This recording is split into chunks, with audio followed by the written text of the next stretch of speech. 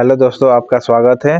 Pollution chapter करवा रहा हूँ बायोलॉजी का। चलिए स्टार्ट करते हैं। पहला क्वेश्चन, पसंद आए तो लाइक जरूर करिएगा। वायु प्रदूषकों का विश्वसनीय संकेतक किसे माना जाता है? अगर वायु प्रदूषण हो जाए तो सबसे विश्वसनीय संकेतक माना जाता है लाइकेन और मॉस को। ठीक है, किसको माना जाता है? लाइकेन और मॉस को माना जाता है। या ये भी पूछ सकता है लाइकेन और मॉस का कार्य क्या है, तो बोलिएगा वायु प्रदूषकों का इंडिकेटर है। ओके, नेक्स्ट है, मोटर कार के उत्पन्न प्रदूषक जो मानसिक रोग पैदा करते वो कौन है? ये है लेड जो शीशा होती है आपका, ये क्या करती है? मानसिक रोग पैदा करती है। ओके, लेड जो होती है क्या पैदा करती है? शीशा मानसिक रोग पैदा करती है। अगर खाना में भी अधिक मात्रा में हुआ शीशा तो समझिए कि वो क्या होगा? बच्चा बीमार होगा मानसिक रोग से। ओके, नेक्स्ट है, कार्बन मोनोऑक्साइड का प्रदूषक है क्योंकि यह क्या है? हीमोग्लोबिन से संयोग करती है। क्या करती है? हीमोग्लोबिन से सॉरी दोस्तों, हीमोग्लोबिन से संयोग कर लेती है कार्बन मोनोऑक्साइड। ओके, मुख्य वायु प्रदूषक होता है कौन? सबसे ज्यादा वायु प्रदूषक आपका कार्बन मोनोऑक्साइड होता है, जो तुरंत ब्लड में जाकर मिल जाती है हीमोग्लोबिन से। नेक्स्ट है, मुंबई या कोलकाता जैसे शहरों में प्रमुख वायु प्रदूषक कौन सा है? तो कार्बन मोनोऑक्साइड और सल्फर डाइऑक्साइड है। ओके, सल्फर डाइऑक्साइड और कार्बन मोनोऑक्साइड है। नेक्स्ट है, कौन सा वायुमंडलीय प्रदूषक नहीं है? कार्बन डाइऑक्साइड जो होती है वायुमंडल प्रदूषक नहीं है, बल्कि ये वायुमंडल के टेम्परेचर को मेंटेन करके रखती है। बाकी हाइड्रोकार्बन ये आपका क्या है? प्रदूषक है। कार्बन मोनोऑक्साइड तो है ही, या सल्फर डाइऑक्साइड है ही।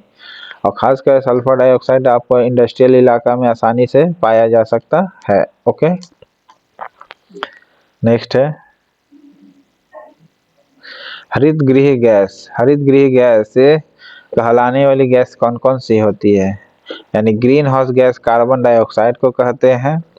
ओके, मीथेन रहेगा ही रहेगा, कार्बन डाइऑक्साइड हो गया, मीथेन हो गया, और NO2 भी हो ही गया, और CFC भी हो ही गया। ओके, ये रहेगी आपका। फिर से सुनिए, ग्रीन हाउस गैस कहलाने वाली कौन कौन सी गैस है? CFC, कार्बन डाइऑक्साइड, मीथेन और नाइट्रोजन डाइऑक्साइड रहेगा।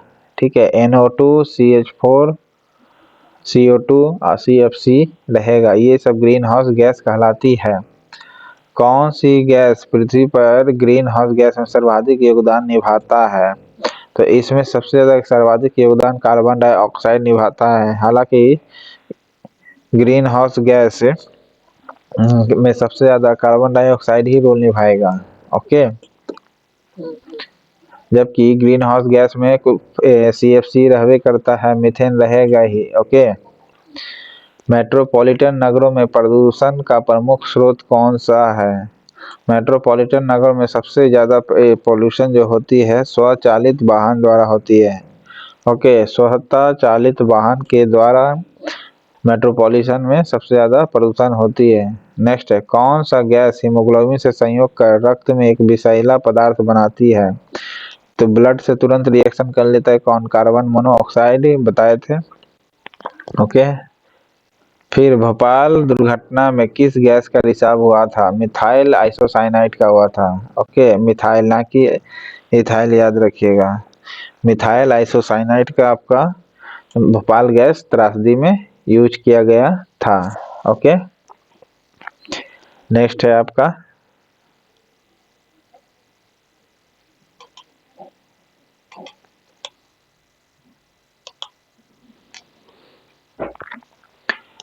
नेक्स्ट क्वेश्चन है दोस्तों, निम्नलिखित में से कौन अक्षयकारी प्रदूषक है? अक्षयकारी का मतलब जिसे खत्म नहीं किया जा सकता है। तो प्लास्टिक तो है ही, DDT भी है, और मरकरी। ओके, इनमें से सभी जो होगा अक्षयकारी होगा। ओके, पारा, मरकरी भी आपका जो है ये अक्षयकारी प्रदूषक है। पारा भी होगा, डीडीटी भी होगा, ये सब अक्षयकारी प्रदूषक है। ओके, नेक्स्ट है, किस वायु प्रदूषक के कारण मनुष्य में तंत्रिका तंत्र संबंधी रोग होता है? बताए थे कि शीशा के कारण यानी पीवी के कारण क्या हो जाएगी, आपका मनुष्य में तंत्रिका तंत्र संबंधी रोग पैदा होगी। ओके, किसके कारण तंत्रिका संबंधी रोग पैदा होगी? वायु प्रदूषण के कारण। नेक्स्ट है, कौन सा वायु प्रदूषक मनुष्य में रक्त दाब यानी ब्लड प्रेशर को बढ़ा देता है और हृदय संबंधी रोग पैदा करता है? तो हृदय संबंधी रोग पैदा करेगा आपका कैडमियम। ओके, हृदय संबंधी रोग प्रदूषण कौन करेगा? कैडमियम। ये जो होती है वायु प्रदूषक मनुष्य में रक्त दाब ब्लड प्रेशर को क्या करती है? बढ़ा देती है। ओके, वायु प्रदूषक क्या करेगी? मनुष्य का रक्त दाब यानी ब्लड प्रेशर बढ़ा देती है और हृदय रोग संबंधी पैदा कर देगी। कौन? कैडमियम। नेक्स्ट है, लोहे की खानों में काम करने वाले मजदूरों में लौह सकितमयता रोग होने का कारण क्या है? तो मनुष्य में इसलिए रोग हो जाता है क्योंकि सिलिका जो होती है उसके फेफड़े में चली जाती है। लौह सकितमयता रोग हो जाता है। कौन सा रोग होता है? लौह सकितमयता रोग हो जाता है। किसी कारण? तो सिलिका के कारण होती है, लोहा के खानों में काम करने वाले लोगों को लोहे का। ओके, वायु मंडल में कार्बन डाइऑक्साइड का निर्माण मुख्यतः होता है कैसे? श्वसन के द्वारा होता है, जीवों के श्वसन के द्वारा। जीवों के श्वसन के द्वारा वायुमंडल में कार्बन डाइऑक्साइड का श्वसन होता है। नेक्स्ट है, ताजमहल को क्षति पहुंच रही किसके द्वारा? ताजमहल को मथुरा तेल शोधनशाला से निकले हुए वायु प्रदूषण से नुकसान पहुंच रही है। नेक्स्ट है, मनुष्य की कार्बन मोनोऑक्साइड के वातावरण में मृत्यु हो जाती है क्यों? क्योंकि यह रक्त के हीमोग्लोबिन के साथ संयोग कर लेती है और रक्त को ऑक्सीजन अवशोषित करने के अयोग्य बना देती है। यानी रक्त जो होता है ऑक्सीजन नहीं ले पाता है, तुरंत क्या होती है ना, कार्बन मोनोऑक्साइड से रिएक्शन कर लेती है। नेक्स्ट है, पृथ्वी के वायुमंडल में उपस्थित ओजोन स्तर यानी O3 है क्या? तो ये अल्ट्रावायलेट रे यानी परावैंगनिक किरणों के प्रवेश को रोकती है। मीना माता महामारी जिनके कारण 1965 में जापान में अनेक लोग मरे थे। ठीक है, कब मरे थे? 1965 में मरे थे। कौन सा रोग के कारण? मीना माता। मीना माता माने मरकरी, याद रखिएगा, तो ये पारद हो जाएगा इसका आंसर। ये किसके कारण हुआ था? तो पारद के कारण हुआ था, यानी मरकरी के कारण। मीना माता मरकरी, मीना माता मरकरी के कारण हुआ था। 1965 में अनेक लोग मर गए थे। नेक्स्ट है, जल प्रदूषण को मापने हेतु कौन सी जांच की जाती है? बायोकेमिकल ऑक्सीजन डिमांड या फिर biomechanical oxygen demand? Biomechanical oxygen demand को मापी जाती है। मैकेनिकल, ओके, बायोकेमिकल नहीं, बायोमैकेनिकल ऑक्सीजन डिमांड को मापी जाती है।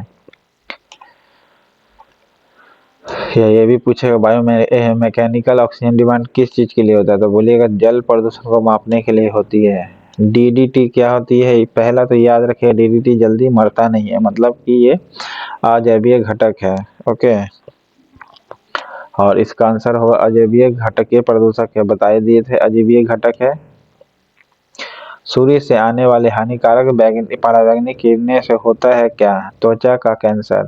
अल्ट्रावायलेट रे से कौन सा बीमारी होगा? त्वचा का कैंसर। यदि जल का प्रदूषण वर्तमान गति से होता रहा तो अंततः क्या हो जाएगा? तो जल पादपों के लिए ऑक्सीजन के अणु अपर्याप्त हो जाएंगे, यानी ऑक्सीजन जो मिला होता है जल में वो पर्याप्त मात्रा में नहीं रह पाएंगे। ओके, नेक्स्ट है, नदियों में जल प्रदूषण का माप की जाती है कैसे? ऑक्सीजन की घुली हुई मात्रा से मापी जाती है, ऑक्सीजन की घुली हुई मात्रा से। अब बायोमैकेनिकल ऑक्सीजन डिमांड कहा जाता है इसको, इस प्रोसेस को। कौन सी गैस वायु प्रदूषित नहीं करता है? कार्बन डाइऑक्साइड जो होता है वायु प्रदूषण नहीं करता है, बाकी ये तीनों करेगी। ओके, कार्बन मोनोऑक्साइड, NO2 और SO3। नेक्स्ट है आपका क्वेश्चन, औद्योगिक बहिस्राव द्वारा किए जाने वाले जल प्रदूषण को रोकने के लिए निम्नलिखित में से कौन अपत्रिन को उपयोगी पाया गया है? अपत्रिन का उपयोगी पाया गया डी, ए और बी दोनों होगा, यानी पार्थेनियम और हाथी घास। ये क्या करती है? जल प्रदूषण को रोकती है। देखिए, और इंडस्ट्रियल एरिया से जो गंदा बहती है जल में, उसको रोकना है तो उसको रोकने के लिए पार्थेनियम लगाना पड़ेगा और हाथी घास लगाना पड़ेगा। तो ये भी पूछ सकता है कहीं पार्थेनियम और हाथी घास किस लिए यूज किया जाता है, तो बोलिएगा जल प्रदूषण को रोकने के लिए। ओके, खासकर कहाँ पर?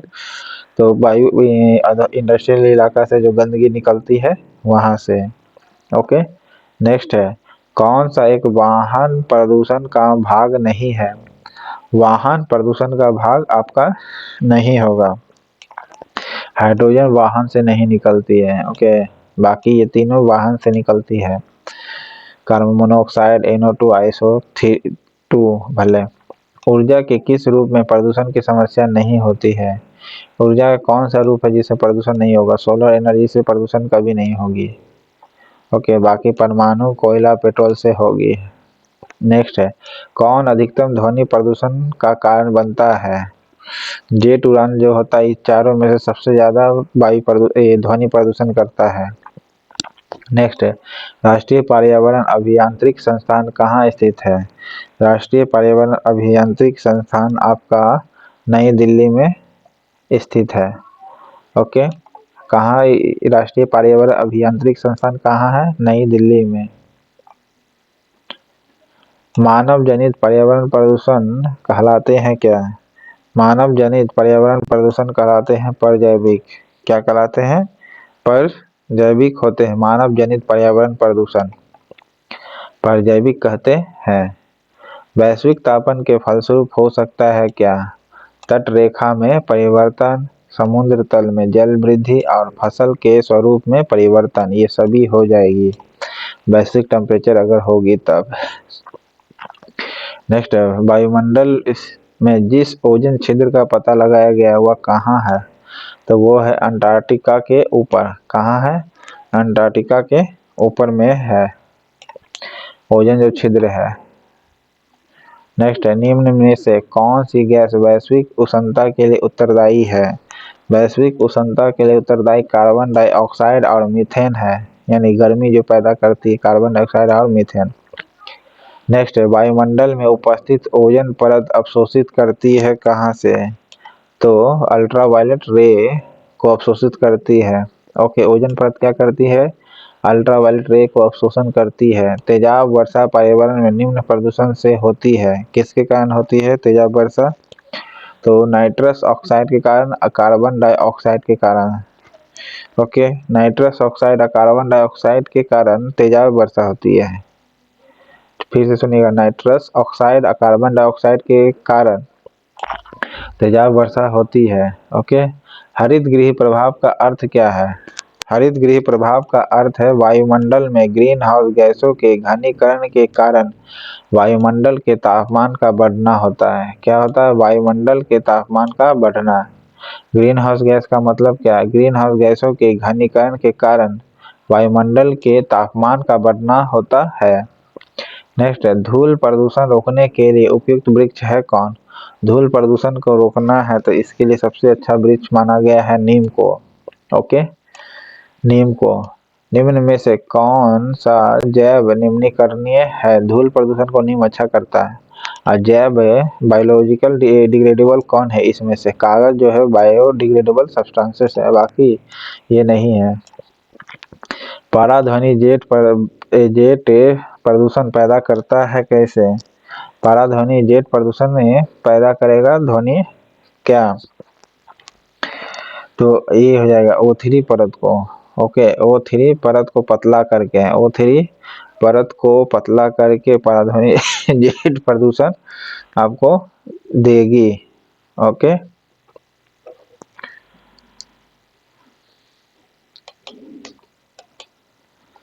फ्लाई ऐश के वातावरणीय प्रदूषक है जो इसके द्वारा उत्पन्न होते हैं। किसके द्वारा उत्पन्न होते हैं फ्लाई ऐश के? तो थर्मल पावर प्लांट के जरिए उत्पन्न होते हैं। किसके द्वारा उत्पन्न होते हैं? थर्मल पावर प्लांट के जरिए फ्लाई ऐश वातावरणीय प्रदूषक है।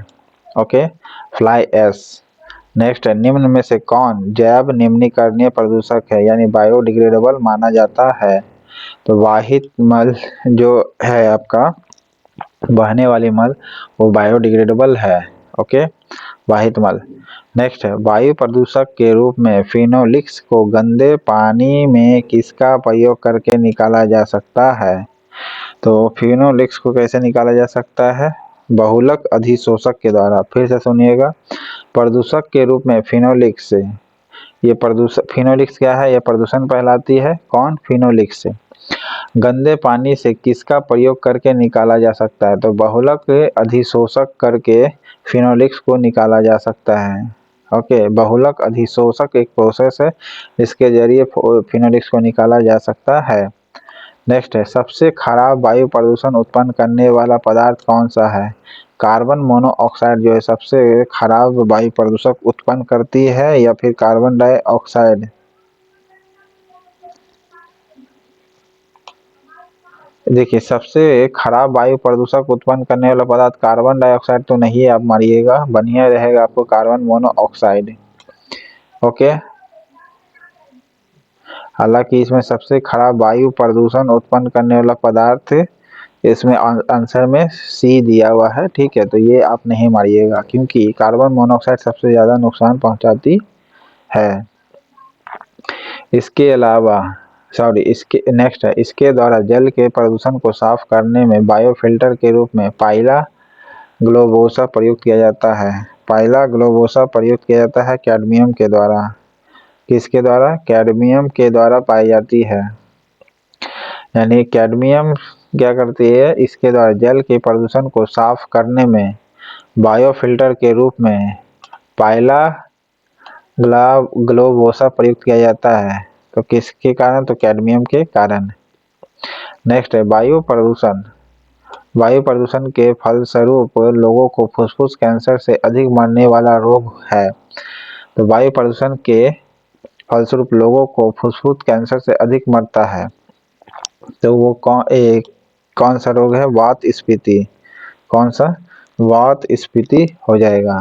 फिर से सुनिएगा, वायु प्रदूषण के फलस्वरूप लोगों को फुफ्फुस कैंसर हो जाता है, ऐसे आदमी मर जाती है, तो किसके कारण? तो वात स्फीति के कारण। नेक्स्ट है, कौन सा ईंधन न्यूनतम पर्यावरण प्रदूषण उत्पन्न करेगा? इस सभी में सबसे कम न्यूनतम प्रदूषण उत्पन्न करेगा हाइड्रोजन। ओके, हाइड्रोजन जो होती है सबसे कम प्रदूषण उत्पन्न करती है आपकी। ओके, नेक्स्ट है, पर्यावरण संरक्षण के लिए कौन से अंतर्राष्ट्रीय एजेंसी कार्य करती है? अंतर्राष्ट्रीय एजेंसी पर्यावरण के लिए ग्रीन पीस कार्य करती है। कौन सा? Green peas. पर्यावरण संरक्षण के लिए कौन सा एजेंसी कार्य करती है अंतर्राष्ट्रीय लेवल पर? Green peas, NASA, America. Okay, अब इसको सूची मिलाना है। एस्बेस्टस धूल जो होती है किसको प्रभावित करती है? एस्बेस्टस धूल जो प्रभावित करेगी आपको फेफड़ा को। एस्बेस्टस धूल जो होगी किसको प्रभावित करेगी? फेफड़ा को धूल। सीसा बताए थे मस्तिष्क को प्रभावित करेगी। सीसा जो होती है मस्तिष्क को प्रभावित करेगी। ओके, तंत्रिका तंत्र को खासकर। और मरकरी जो होती है पेट को प्रभावित करेगी। ठीक है, मरकरी जो होती है उदर का मतलब पेट को प्रभावित करेगी। ओके, मीना माता भी मरकरी के कारण हुआ था। ओके, कार्बन मोनोऑक्साइड ये ब्लड धाराएं जो होती है, वेसल्स होते हैं कैपिलरी वाला, उसको प्रभावित करेगी। ओके, नेक्स्ट है, भूमिगत जल को दूषित करने वाला अजैविक प्रदूषक है कौन? अजैविक प्रदूषक है आर्सेनिक। ओके, आर्सेनिक भूमिगत जल को दूषित करने वाला अजैविक प्रदूषक है, आर्सेनिक है। ओके, जल को प्रदूषित कर देता है जल कौन? तो आर्सेनिक करता है।